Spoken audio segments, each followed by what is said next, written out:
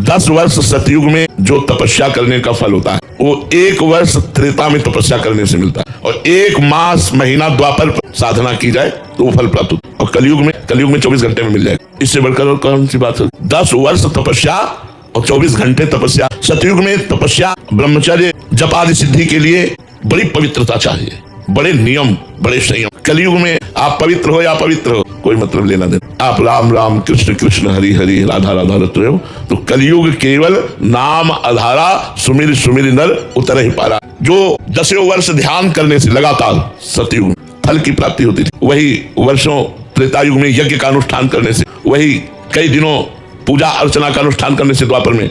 लेकिन कलयुग में 24 घंटे नाम संकीर्तन रखने से सब पापों का नाश होकर जो वहां 10 वर्ष साधना करने पर प्राप्त होता है वो प्राप्त हो जाता है। कलयुग में सबसे बड़ी समस्या है मन का ना लगना। इसको नाम जप में लगावे, नाम जप में नहीं लगता, भोगों में लगेगा, मोबाइल में लगेगा, मोबाइल की रील देखने में बहुत लगेगा, फिल्म देखने में लगेगा, संसार देखो गुण दोष में सारा संसार है। मोबाइल में गुण भी है। मोबाइल की कृपा से आप यमुना किनारे बैठे हो। अगर मोबाइल में आप सत्संग न सुने होते तो यहाँ दौड़ करके यमुना किनारे ना आते।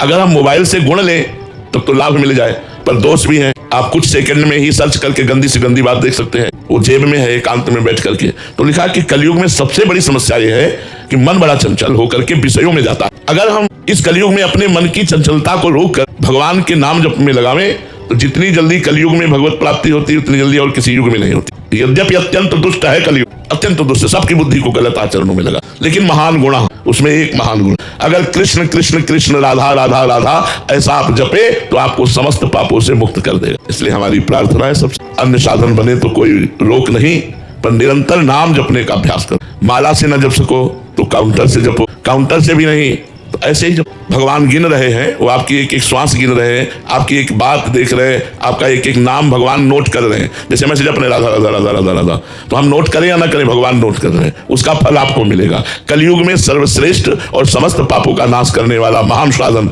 एकमात्र भगवान का नाम है, इसलिए खूब राधा राधा रटो।